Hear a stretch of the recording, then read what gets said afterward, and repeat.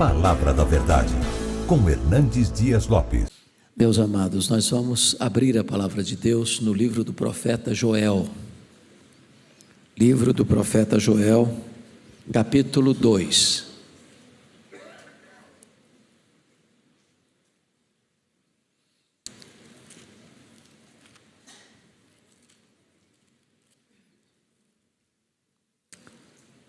Profeta Joel, capítulo 2. A partir do versículo 12 até o versículo 17. Está escrito o seguinte: ainda assim, agora mesmo, diz o Senhor, convertei-vos a mim de todo o vosso coração, e isso com jejuns, com choro e com pranto.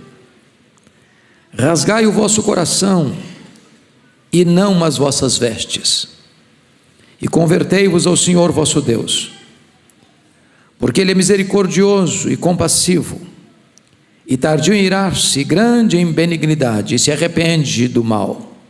Quem sabe, se não se voltará e se arrependerá, e deixará após si uma bênção, uma oferta de manjares, e libação para o Senhor vosso Deus.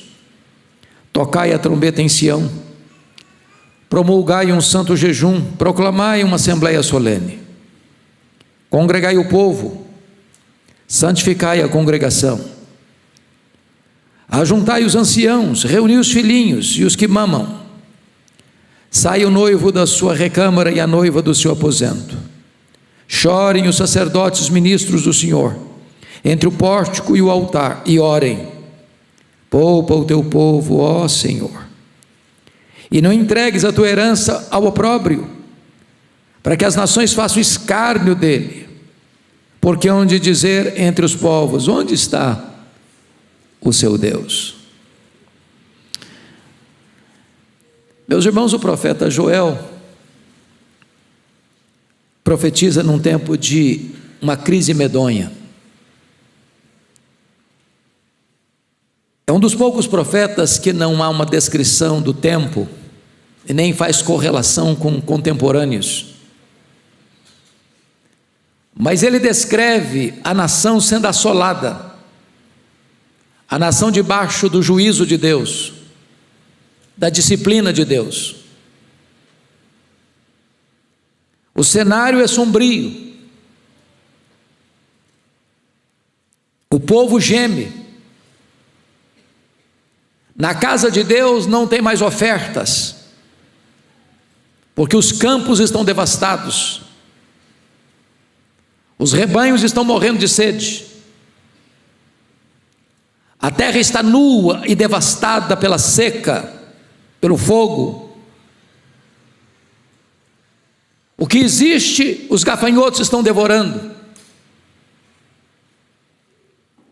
E a cena que precede esse texto é de uma invasão militar poderosa, sem qualquer chance de resistência.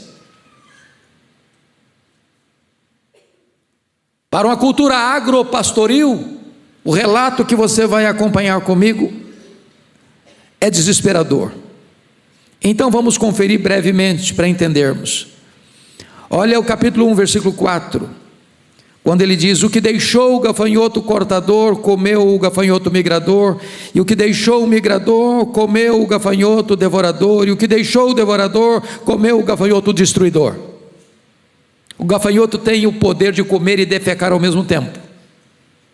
Onde passa um bando de gafanhoto, o que sobra é um rastro de destruição. Segundo lugar, veja aí o capítulo 1, verso 10.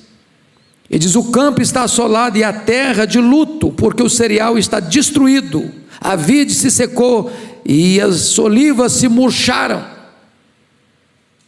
Se não tem provisão no campo, não tem como o povo sobreviver. Terceiro, olha o versículo 12: a vide se secou, a figueira se murchou, a romeira também, e a palmeira e a macieira, todas as árvores do campo se secaram, e já não há alegria entre os filhos dos homens. É uma seca devastadora que atinge todos os naipes da agricultura. Confira comigo o verso 17. A semente mirrou debaixo de seus torrões. Mesmo nessa seca, as pessoas ainda nutriam esperança e semearam. Mas o texto diz: a semente mirrou debaixo dos seus torrões. Os celeiros foram assolados, os armazéns derribados, porque se perdeu o cereal. O pouco que tinha, nutrido pela esperança, foi lançado no ventre da terra, e este falhou. Os celeiros estão vazios, não há mais abastecimento. Mas esse problema não é apenas dos humanos, até os animais estão sofrendo as consequências. Confira comigo o versículo 18. Como geme o gado, as manadas de bois estão sobremodo inquietas, porque não tem pasto. Também os rebanhos de ovelhas estão perecendo. Não há um diagnóstico mais sombrio do que esse para uma cultura agropastoril. É o fim da linha. Mas se não bastasse essa crise, o capítulo 2, versos 1 a 11, descreve uma invasão militar poderosíssima, impossível de se resistir. Portanto, é nessa crise medonha, é nessa crise ampla, é nessa crise profunda, de juízo de Deus sobre a nação, é que há uma conclamação divina para uma volta para Deus. Você olha para o mundo e você vê a carranca da crise. Você olha para o Brasil e vê a carranca da crise. E o que fazer? Desesperar-se? Apenas angustiar-se? Apenas lamentar? Apenas criticar? Naufragar diante da crise? Joel está nos fazendo uma outra proposta. Joel está nos fazendo uma proposta do povo de Deus se voltar para Deus. E notem que como começa: ainda assim, apesar dessa crise, apesar da nação estar no fundo do poço, apesar da crise ter atingido a todos, em todos os cantos, ainda assim, agora mesmo, diz o Senhor: convertei-vos a mim. Irmãos amados, nós não temos dúvidas de que a nação é curada e é sarada quando o povo de Deus se volta para Deus. Está escrito nas Escrituras: se o meu povo, que se chama pelo meu nome, se humilhar e orar e me buscar e se converter dos seus maus caminhos, então eu ouvirei dos céus, perdoarei os seus pecados e sararei a sua terra. Como é que é essa volta? Em primeiro lugar, notem comigo, é uma volta para uma relação pessoal com Deus. Versículo 12 diz: convertei-vos a mim. Notem que não é uma questão de religiosidade. O que não falta no Brasil é religiosidade. Nós somos um povo muito religioso.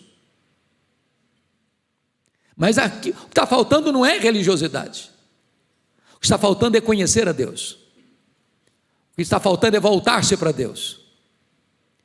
É humilhar-se debaixo da mão poderosa de que o único Deus vive e verdadeiro. É um relacionamento com Ele. Não há substituto para isso. Segundo lugar, esta volta precisa ser uma volta com profundidade, porque o texto diz: convertei-vos a mim de todo o vosso coração. Não é alguma coisa cênica, teatral, não é uma representação. Deus não se impressiona com o que impressiona os homens. Deus quer uma volta profunda de todo o coração. Deus não se impressiona com os discursos, com as palavras, com os gestos. Deus está querendo verdade no íntimo. Deus quer que você e eu nos voltemos para Ele de todo o nosso coração. Mas em terceiro lugar, Essa volta, meus amados, tem que ser uma volta com diligência, porque o texto diz, e isso com jejuns. Parece-nos que esta é uma disciplina cristã ignorada, esquecida e abandonada do calendário da nossa agenda, da nossa vida. Só para fazer um diagnóstico sem você levantar a mão. Qual foi a última vez que você jejuou, quebrantado, para buscar a Deus?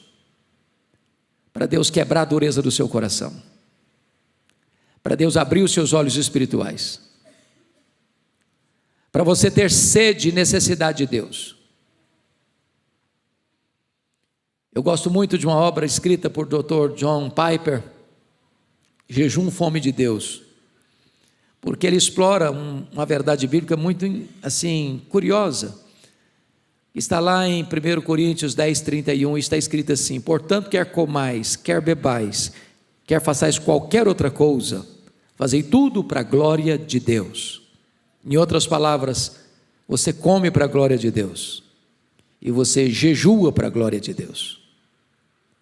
Se você come para a glória de Deus, e se você jejua para a glória de Deus, então qual é a diferença entre comer e jejuar? Ele responde: quando você se alimenta do pão da terra, você está se alimentando do símbolo do pão do céu. Mas quando você jejua, você não se alimenta do símbolo, você se alimenta do próprio pão do céu. Jejum é fome de Deus. Jejum é quando você deixa aquilo que é bom por aquilo que é melhor. Jejum é quando você reconhece que a maior necessidade sua não é nem mesmo sobreviver, é estar na presença de Deus. Exige diligência. E essa volta para Deus precisa ser com essa diligência. Quem jejua tem pressa. Quem jejua tem fome de Deus. Às vezes o que nos afasta de Deus não é propriamente uma coisa ruim em si mesma. É quando aquilo que é bom e é dádiva de Deus se torna um substituto de Deus. Por isso o texto diz: convertei-vos a mim com jejuns. Mas ainda, irmãos, em quarto lugar, essa volta para Deus precisa ser uma volta com quebrantamento, porque o texto diz: convertei-vos a mim com choro e com pranto.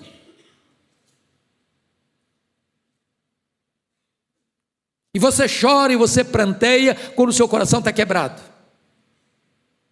quando você está arrependido, quando você reconhece que não há nada mais perigoso para a sua alma do que estar longe de Deus, ainda que cercado das bênçãos de Deus, porque o Deus das bênçãos é melhor que as suas bênçãos, e a maior necessidade nossa não é de coisas, é de Deus, não é das bênçãos de Deus, é do abençoador. Mas notem ainda, em quinto lugar, que esta volta precisa ser com sinceridade. Versículo 13 diz: rasgai o vosso coração e não as vossas vestes, e convertei-vos ao Senhor vosso Deus. Você sabe que no Antigo Testamento, às vezes, quando tinha uma cena de muito choque, de muita contundência, a pessoa rasgava as vestes. E de repente esse tipo de prática, de cerimônia, tornou-se alguma coisa mecânica. As pessoas rasgavam as vestes como um símbolo de alguma coisa que não acontecia mais. E Deus não se importa com gestos. Deus não quer de nós um teatro. Deus não quer de nós uma espiritualidade cênica. Deus não quer de nós uma espiritualidade de demonstração. Deus quer sinceridade no íntimo. Deus quer um coração quebrado, um coração rasgado.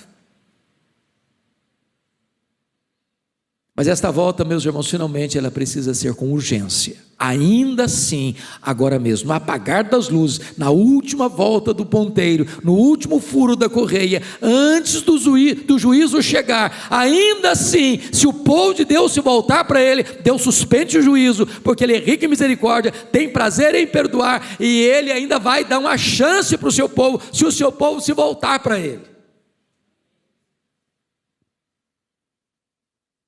E esta palavra não é apenas para este auditório que está aqui, essa é uma palavra para a nação brasileira, essa é uma palavra para as igrejas evangélicas da nossa nação, essa é uma palavra para as igrejas do mundo todo. É hora de nós nos voltarmos para Deus com um senso de urgência, antes que o juízo venha. Mas por que devemos nos voltar para Deus? Esse é o segundo ponto. Por quê? Confira comigo o versículo 13, a parte B. Convertei-vos ao Senhor vosso Deus. Por quê? Porque Ele é misericordioso e compassivo e tardio em irar-se, grande em benignidade, se arrepende do mal. Às vezes as pessoas pensam que Deus, quando está tratando da disciplina, e disciplina é um ato de amor responsável. Às vezes a disciplina mais severa. Se você ler nas Escrituras, as duas disciplinas mais severas que Deus aplicou sobre o seu povo foram os dois cativeiros, o cativeiro das 10 tribos do norte pela Síria, e depois o cativeiro das 2 tribos do sul, Judá, Jerusalém tomada, Jerusalém destruída, 70 anos no cativeiro. Se você perceber, o pecado da idolatria só foi quebrado no coração de Israel quando o povo foi levado para o cativeiro. Mas o cativeiro não aconteceu porque Deus tem prazer em disciplinar, não. Nenhum pai, nenhuma mãe tem prazer em disciplinar o filho. Nenhuma mãe, nenhum pai tem prazer disso, não. Às vezes, pai e mãe, quando disciplinam um filho, vocês que são pais e mães sabem disso, a gente sofre mais do que o filho. Mas é um ato responsável de amor. Quando Deus está dizendo, olha, eu quero poupar você de um problema maior, de um juízo maior, de uma consequência maior, então eu estou disciplinando você para que você não sofra as consequências de um juízo muito maior. Deus é misericordioso, Deus é compassivo, Deus é perdoador, Deus tem uma ira rápida, mas uma misericórdia permanente. Como cantamos aqui, Deus é fiel, a sua bondade permanece para sempre. Oh, amados irmãos, é a bondade de Deus que nos leva ao quebrantamento, é a misericórdia de Deus que nos chama ao arrependimento, é essa paciência de Deus conosco, é a disposição de Deus nos perdoar, que está aqui hoje sendo oferecida para nós nos voltarmos para Ele, porque se nós nos voltarmos para Ele, Ele se voltará para nós.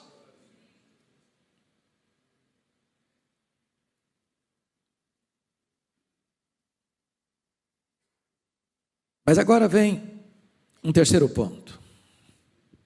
Quem deve buscar ao Senhor? Quem deve se voltar para o Senhor? Confira comigo o versículo 15. Tocai a trombeta em Sião, promulgai um santo jejum, proclamai uma assembléia solene.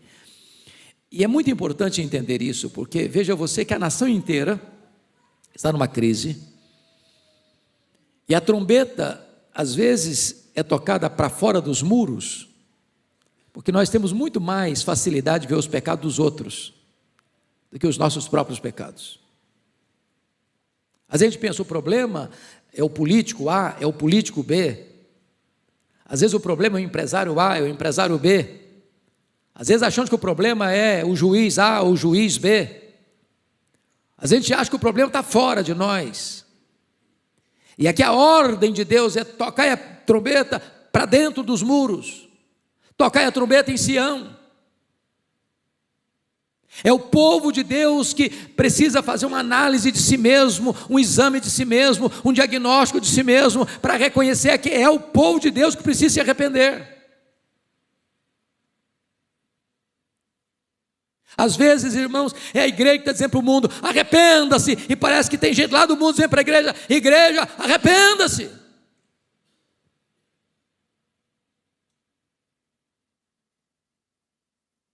Promulgai um santo jejum. Notem vocês que jejum é uma prática espiritual que, via de regra, deva ser mantida dentro da sua intimidade com Deus.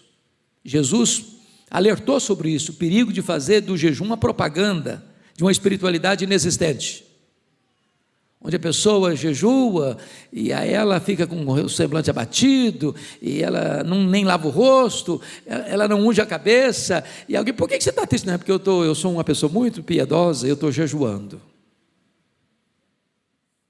Jejum farisaico.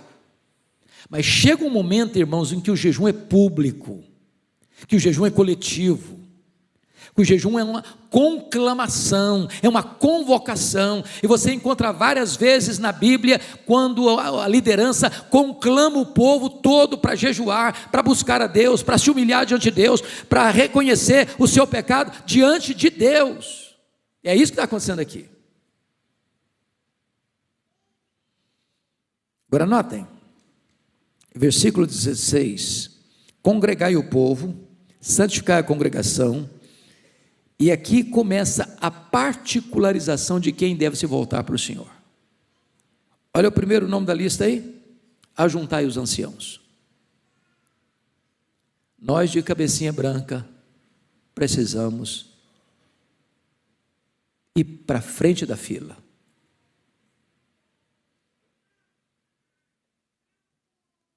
A sua idade ou a sua experiência espiritual não isenta você dessa busca, prioriza você nessa busca. Primeiros anciãos, primeiros líderes. A igreja é um retrato da sua liderança. O liderado nunca está à frente do líder. E em qualquer coisa. Nós vamos conclamar o povo a ser fiel na entrega dos dízimos. O líder é o primeiro a chegar no gasofilácio. Nós vamos conclamar o povo a ofertar e socorrer. O líder é o primeiro a chegar. Nós ensinamos muito mais pelo exemplo do que pela palavra. As pessoas nos observam mais do que nos escutam. Mas notem mais: reunir os filhinhos e os que mamam. Nem as crianças estão fora. Eu às vezes fico imaginando que tem pais que, e via de regra o primeiro filho, a gente fica mais inseguro mesmo, né? Eu me lembro que o primeiro filho, o menino dá um suspiro no berço, levanta os dois, né? Levanta os dois, é um pânico. Aí nasce o segundo filho, ele suspira, ele chora, é normal, você deixa suspirar, deixa chorar. Estou dizendo isso que às vezes tem pais que, não, eu não posso levar o filho na igreja, não é pequenininho demais. Vai para o supermercado, vai para o shopping, vai para o cinema, vai para qualquer lado, e não pode ir, mas na igreja não pode. Na conclamação aqui, até os meninos de peito estão lá. Os nossos filhos fazem parte da nossa família e eles também estão presentes nessa santa convocação para buscar o Senhor. E feliz é a criança que vê o papai e a mamãe buscando ao Senhor na casa do Senhor desde a mais tenra idade.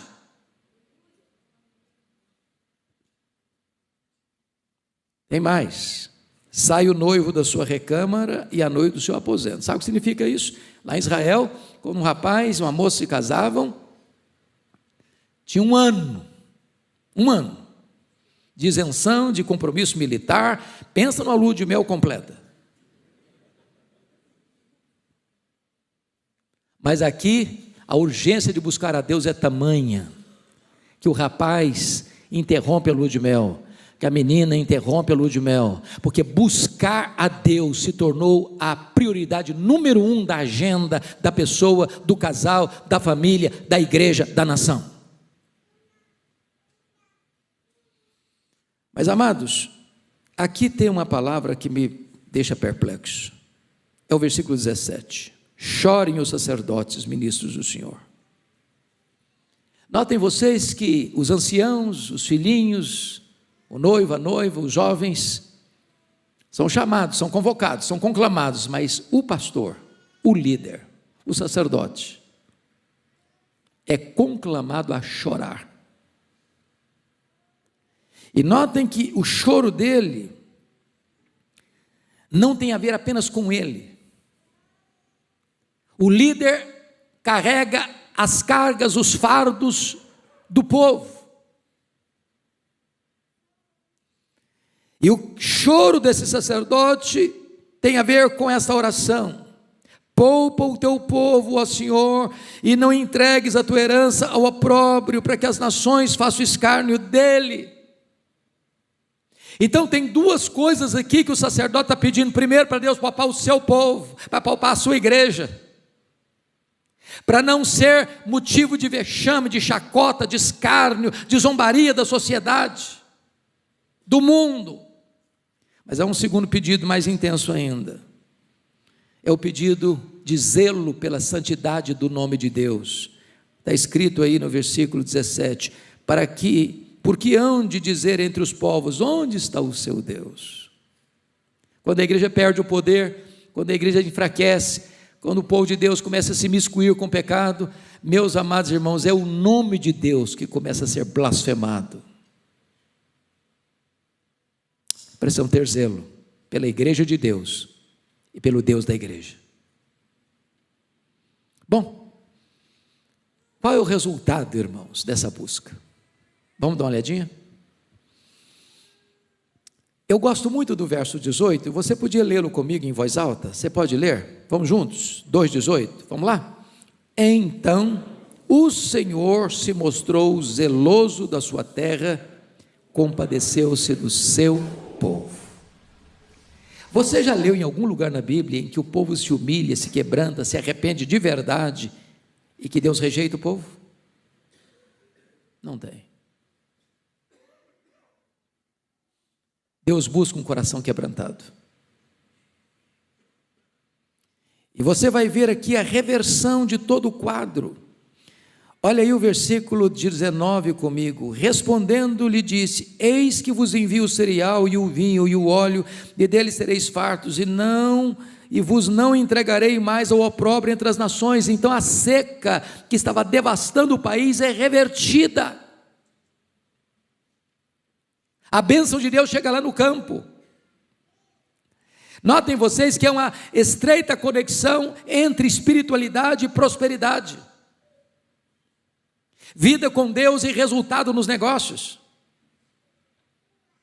É Deus quem faz o campo florescer, é Deus quem dá a chuva benfazeja, é Deus quem fertiliza a terra, é Deus quem dá produção nos campos, é Deus quem dá prosperidade, é Deus quem supre as necessidades.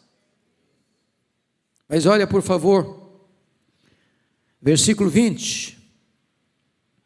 Mas o exército que vem do norte, eu removerei para longe de vós, lançá-lo-ei em uma terra seca e deserta. O exército poderoso que invadiu no capítulo 2, esse deserto é afastado, não por estratégias militares, mas pelo braço onipotente do Senhor dos exércitos. Terceiro, confira aí comigo o versículo 23. Alegrai-vos, pois, filhos de Sião, regozijai-vos no Senhor vosso Deus, porque Ele vos dará em justa medida a chuva, fará descer como outrora a chuva temporã e a serôdia, para um clima de sequidão, em que a semente estava morrendo no ventre da terra. Agora Deus manda a chuva benfazeja, a chuva serôdia, a chuva temporã, para regar a terra, para fazer o fruto surgir, para abastecer as mesas e os celeiros. Louvado seja Deus. Deus reverte a situação. Mas tem mais. Olha comigo o verso 25. Restituir-vos-eis os anos que foram consumidos pelo gafanhoto migrador, pelo destruidor, pelo cortador, o meu grande exército que enviei contra vós outros. Ou seja, Deus restitui aquilo que foi comido, destruído pelo gafanhoto. Deus está revertendo o quadro. Mas vejam vocês, que a coisa mais importante, o que é pecado? O que pecado provoca, produz? Isaías 59:2 diz que o pecado faz o quê? Separação entre nós e o nosso Deus. O pecado é o maior de todos os males. O pecado é pior do que a pobreza, do que a seca, do que a fome, do que a doença, do que a morte. Porque todos esses males, embora tão graves, não podem nos afastar de Deus. Mas o pecado afasta de Deus. O pecado nos priva do maior bem, a presença de Deus. Vamos ver o que vai acontecer aqui? Veja comigo, leia comigo o verso 27, por gentileza. Sabereis que eu estou no meio de Israel, e que eu sou o Senhor vosso Deus, e não há outro, e o meu povo jamais será envergonhado. Quando há arrependimento, a maior de todas as dádivas, a maior de todas as bênçãos acontece. Deus vem para o meio do seu povo, diz: você é o meu povo, você é o meu povo, e você não vai ser envergonhado. Eu quero concluir pedindo que você agora fique em pé e leia comigo em voz bem alta, versículos 28 e 29. 28 e 29. Nós vamos ler com voz clara, unânime, uníssona, eloquente. Todos juntos, vamos juntos. E acontecerá depois que derramarei o meu espírito sobre toda a carne. Vossos filhos e vossas filhas profetizarão, vossos velhos sonharão, e vossos jovens terão visões, e até sobre os servos e sobre as servas derramarei o meu espírito naqueles dias. Louvado seja o Senhor. Acontecerá não antes, acontecerá depois. Depois de quê? Depois que o povo de Deus se voltar para Deus. Um grande avivamento espiritual. Promessa de Deus. Que Deus nos abençoe.